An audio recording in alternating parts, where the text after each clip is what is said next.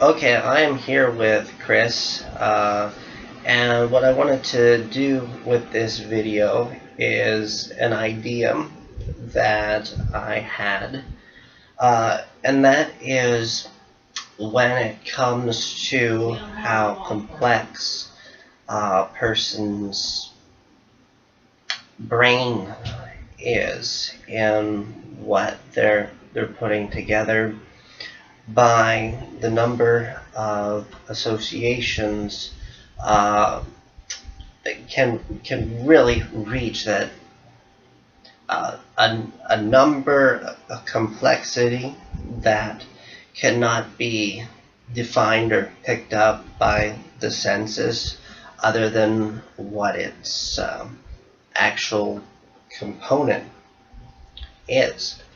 So in this keep it down. belief, understanding is about the idea of beliefs of abundance. And in the realm of business and recognition is, what do you want as far as sales? And is a business interpreted by sales, or is it put together through a complexity of beliefs? And I wanted to see what Chris would respond to this, because we're playing a game of what things do you believe? For example, we'll use the example of Apple computers as they communicate, we believe in leading innovation. Or Apple and Steve Jobs' contribution, what he knew about electricity and how technology to connect something together. Now, in the belief of somebody who is more refined in wanting a society that overcomes the troubles that money had put us through and wants to communicate itself in the language of business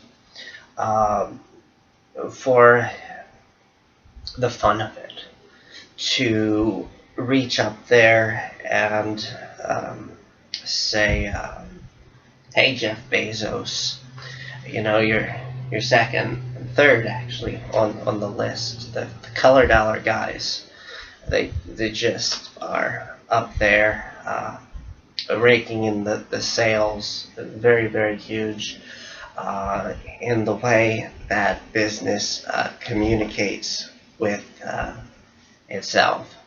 So color dollar goes to the racetrack.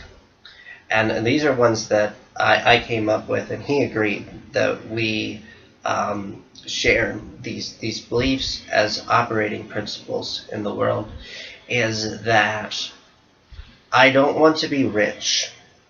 I do. I don't want to be famous, but I do. I want to be an avatar of success. And Chris had agreed with that, right? Mm-hmm. Okay. And what would Jack Fresco say? I wanted to hear my own answer back. Mm-hmm. Okay, but we do resonate on that. So even in the greatest minds, there is diversity and complexity that can forge new things. So we want to be not rich, not famous, but an avatar of success.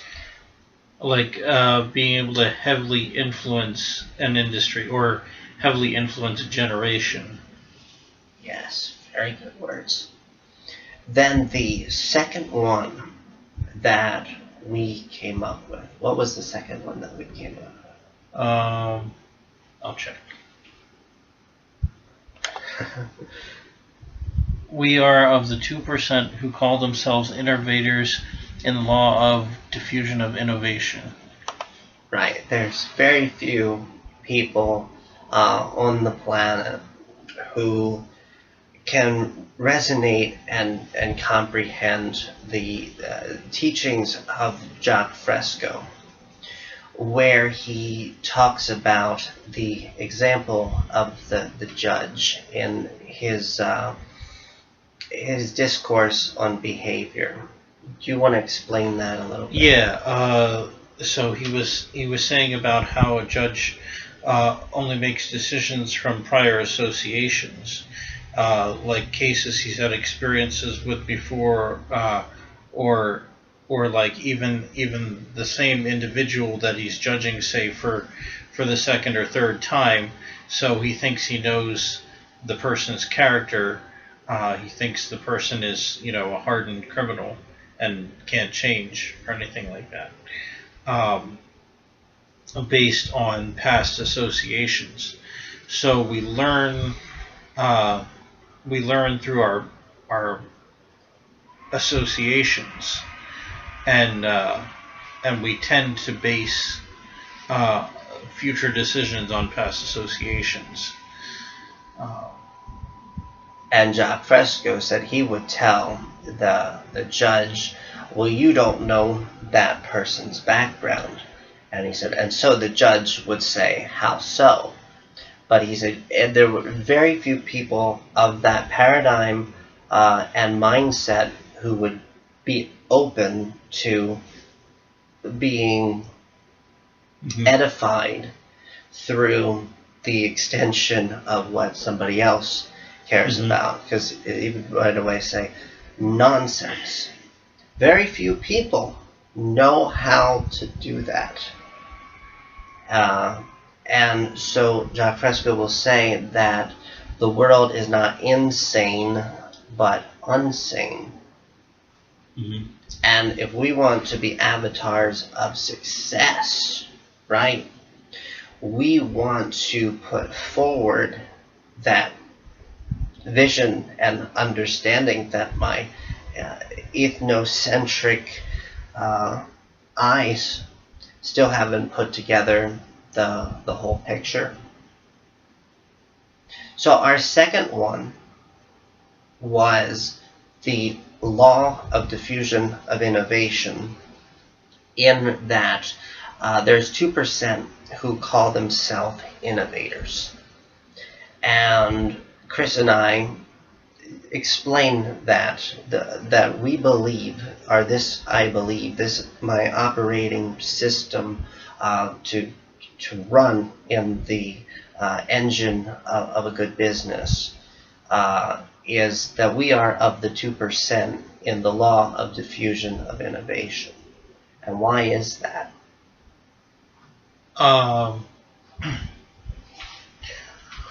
Well, I guess,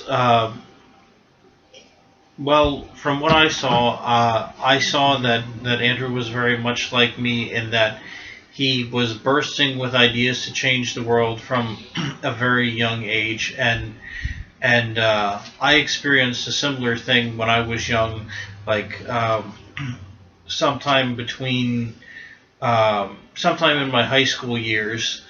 I just kept having all these ideas, which I wouldn't necessarily share with anybody because I thought they were such good ideas, but I didn't think they would have very wide acceptance.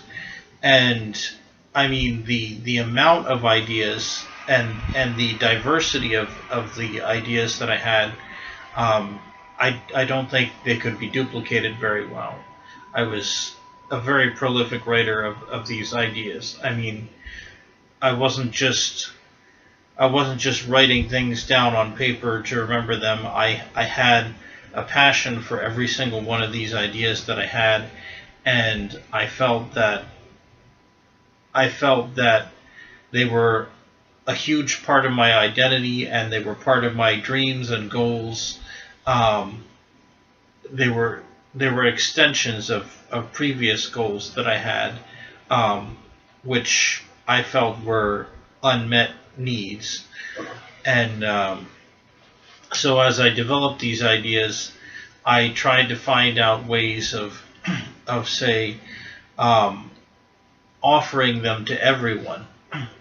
And I think that Andrew is like me in that he wants to use the best of his intellect, and he wants to also offer something back to people. And I think what's lacking in a lot of the so-called innovations that are coming out is that they don't have a dedication to the people that they're aimed at. They're more like, well, sales. A lot of salespeople, they forget to ask the why before the how and the what. Okay, so this is the red hot portion of this. We spent 10 minutes giving our first two. And now with Chris, he will sometimes understand the mentality of a poverty, almost a nostalgia for poverty that fuels his belief system. For example, we have one friend who works at Walmart, and he's helping somebody who is having to give restitutions. So what that is showing is the gap of this diversity. Maybe we like those kind of lines, is that Walmart is only just 2 steps from the bottom. And Sam Walton had come up with this idea that you can get everything in its department store as the epitome of what is this sales and business model that we have right now. So with Color Dollar, we can, what I see is begin to reverse engineer that. Why don't you just meet me in the middle? I'm losing my mind just a little. Why don't you just meet me in the middle? I'm losing my mind just a little. Why don't you just meet me in the middle? I'm losing my mind just a little. As that evolves, there in Mary Morris's song, she brings a new step to each of these, which is a beautiful, beautiful song. So what I wanted to do with Chris, as far as these belief systems, is to say, if I'm going to put my car on the racetrack, these are the things that's going to get me in the arena of business. What Mark Cuban calls the #1 sport.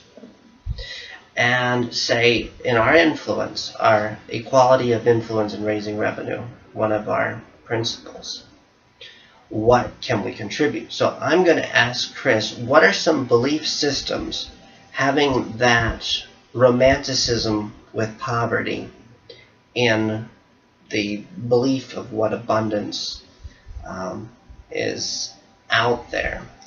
What are some beliefs? Well, the thing is, in order to truly have abundance, you need to see things from the perspective of the impoverished individual, because the impoverished individual's experiences are, well, they're unique to their situation, and the more poor people you can meet, the more you'll have a grip on what is happening to the poor people, and then what is also happening to the middle class. And well, maybe the middle class only need a little bit more, but they still need more to be happy. And then of course the poor, they are in need of the most resources. And if you can solve the problem for the poor, then you can increase the quality of life for the middle class and even the rich class. Okay. Now, translate that to a belief that we can apply to our color dollar business, as we're already the avatars. Well, okay. Success. Well, for example, when I was young, there was in the day of a lot of people were getting diagnosed with ADHD or ADD, and a lot of these people were thought of as, say, less than the other students, and so I would think at the heart of everything is that that, for example, the poor, they're thought of as less than other people because we put labels on them, and I forget where we're going again. Come up with a statement of belief. Okay. That you can put on the board, on the drawing board, color dollar. Okay, so in other words, I want to make it so that labels cannot be thrown around that affect a person's reputation or status in society. And say it as this: I believe love has no labels. There should be this. I believe there should be no authority that can attach a label that has a guaranteed effect of some sort on somebody's life, because people would assume, that if you give somebody with ADD Ritalin, that it would have a guaranteed effect on their behavior, and that would be assuming that it was also guaranteed that this person would behave a certain way when faced with the classroom, and it shouldn't be like that. People shouldn't be able to throw these labels around that force people to, take pills or even go through rehab or anything like that. This, I believe that the walls have no roof. Well, no, I just don't believe in labels that can be used to force a person to do one thing or another. Like even labels of disability for people with physical disabilities. They try to use these categories to discriminate against those people, just like they do for people with, say, mental illness. So this, I believe, there should not be any discrimination of any type. Like there should not even be credit checks or background checks for people who want to get into apartments, because how else are people supposed to get on their feet again if they've had a setback in life, if they've had negative energy? Somebody has to offer them positive energy so that they know what positive energy is in life. Yes. And the king of the nerds, I was wondering about this not and negative kind of thing, how that plays into a reality that is ready to say, I attract the thoughts that I have. If I don't have the obstacles integrated, then maybe I'm less connected. Mm-hmm. In sense of Virgil Griffith on King of the Nerds. He called himself a disruptionist. Mm-hmm. And his studying music that makes you dumb is one of the most profoundest studies that I've come across yet. And I am an avatar of success. Like, you're an avatar of success. So, this I believe that no labels should be assigned on the individual by another. Yeah, and they used to have like 6 categories of people who were labeled as unsuitable for ordinary work. They were basically different levels of what was considered mental retardation back in the day, and like I forgot where we were going with that. Is this a book? Yes, it's a book. Okay. Now I have. Oh, now I remember where I was going.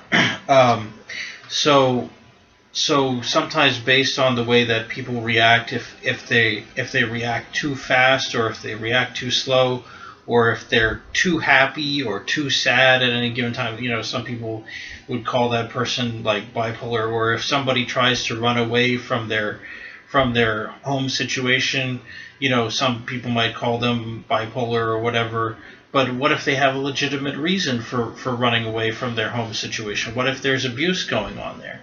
And, the rent payee system for Social Security may actually protect the abuser, because that first person that the recipient is living with gets to decide who else can be a rent payee if the recipient wants a new one, and so unfortunately there's lots of room for abuse in the system. So as far as because of the way that we classify people, there's an excess and a deficiency of the book. This is a bad book. It's not a bad book. Michael Jackson wants us to know that he's bad, really bad. But he's actually really good. He did some of the most change in the world, and where we experience the loss. This is a good book. So I have invented the Epithero. Is what is loved by the gods pious, or is it pious because it's loved by the gods? When we're talking about labels, we don't want to get lost in Robert Smith the Cure's forest and not lose sight of the meaning of the things itself. So when we're putting together a power brand like this, how does, and I'm asking you this because I don't know the answer, and I'm a scientist, I'm asking the questions. How, if this is a book, is a label, is a boy, a girl, is a book a thing? Am I labeling it a book, and do I need that? And how do you distinguish what the labeling thing is from the need for concept of something? Well, all I keep thinking about is like there's these kids, teenagers that run away from their family, and they say, oh, they had a good house, they had a good family, they had a good church life. Why on earth would they want to run away? And then I'm thinking, they probably had a damn good reason for wanting to run away. There was something going on.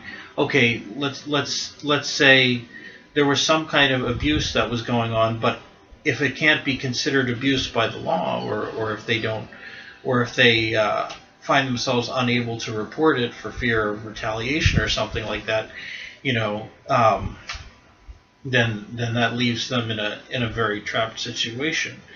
You know, I just keep thinking of all of these kids who say use drugs as an escape. Well, you know, people say, why on earth would they use drugs? Well, you don't know what they're going through. You don't know what they're trying to escape from. Make that a this I believe. This I believe you don't know a person's escape or something like that. Okay, this I believe that you don't know a person's situation if somebody is doing something bad, or if somebody is leaving what's considered the very best of situations to go to a risky situation. You know, we don't know their situation. Yes. You said that very, very long. Mm-hmm. Can you consolidate that? This I believe that if somebody is considered to be doing something bad or wrong, we don't know the circumstances which led them to that situation, and we should not judge them. Okay, how about this I believe we do not, there's our negative, do not know circumstance. Okay. Does that, now say that. This I believe. But well, how about this? This I believe we do not judge people as bad. Yes. Shh. High five. This I believe we do not judge people as bad. Oh, and how about this one? And we love the Michael Jackson. This I believe we do not judge people as incompetent. Because some people with mental illness are considered to be incompetent. We shouldn't do that. People have very good reasons for behaving in a certain way. And you know, I don't doubt that there are some people who do identify with like bipolar or schizophrenia or whatever. But if somebody doesn't identify with that, if somebody is certain that they don't have mental illness, they shouldn't be held to that, and they should be allowed to have that diagnosis removed easy. And at the same time, we shouldn't treat people who actually do have mental illness any less than anyone else. Well, that's a good conversation. Have you found your wellspring in that? I'm different from you. I'm an avatar of success, but you're also an avatar of success. Mm-hmm. And now you're this I believes. I'll go back to the first two, and then you tell me the other two. Is that we don't believe in becoming rich. We don't believe in becoming famous. We'll come up with 5 of these. We believe in being avatars of success. And we're going to ride that out. Also, we believe we are innovators among the 2% in the law of diffusion of innovation. Now you say those. Your two. Okay. We do not judge people as bad, and we do not judge people as incompetent. Very good. Now. Oh, and besides that, I wanted to mention that a lot of the autistic people who are considered in the mentally retarded range now, called intellectual disabilities, they once they're put together with proper technology that they're able to communicate, they remember everything that was done to them, or everything that was said during the time that they were thought to be mentally retarded. Um, That is really, really good. mhm. I have a discourse for that. I am going to keep it short so our video can end soon. So, Sorry. what you just said was that we believe, could it be, in transparency. We believe no vain word. We believe no vain.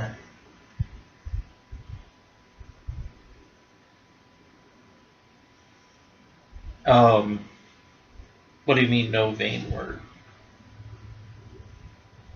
That. Okay. If um, if a person is deemed to have an intellectual disability, uh, they it should not be assumed that they are incapable of understanding or remembering what's going on. Okay. So now let's see how good that we can do this part. If we switch goggles. Oh, okay. So give me your glasses. Mm-hmm. Let me put your glasses on.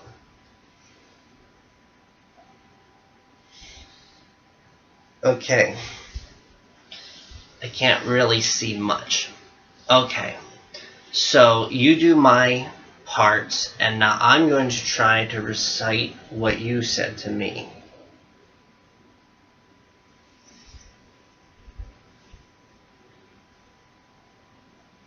Oh. I don't remember what you said. The first two. The we want to be avatars. yes, and then number two. We are of the 2% that are considered innovators. Okay, so he's up there. He's definitely up there. Now these are coming from words of somebody who sees the paradigm through the goggles of autism and disability. And so the ones are, this we believe in a person's life circumstances do not make them bad. This we believe that there is no bad, but we like the Michael Jackson song. This we believe that there is no person incompetent, and this we believe that somebody who has a mental disability. Oh, how about this? Wait. Okay. The person who has a mental disability has no difference in their thought patterns, that their thought would be any separated from the conscious pool of thoughts. In other words, they're integrated, even with those words. Did I say that good? Mm. Did I miss it? Yeah, I think it was good. And I think we should also say that that everyone should be entitled to the tools that they need to communicate their wishes. Like for somebody on the spectrum of a certain type, they may need a computer to type down the words and have it talk for them. There may be all kinds of different technologies that can be used to help a person communicate who would have ordinarily be thought as incompetent. And then there are non-physical tools for people who are thought of as completely capable.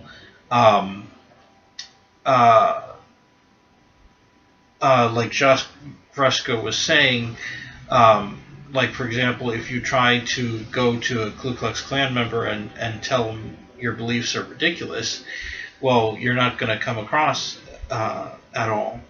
They're not going to hear what you're saying, and so somebody with less tools or different tools in their mind, like different experiences, are going to not be able to understand somebody who has more tools or different tools. So we want everybody to have the same tools and the best tools that there are out there, for understanding all situations. Yes. Okay, so we believe we want everyone's mind to have a framework for understanding all situations. Wow. We want that. And for phenomenal human cooperation. Okay. Stop the video. That's good.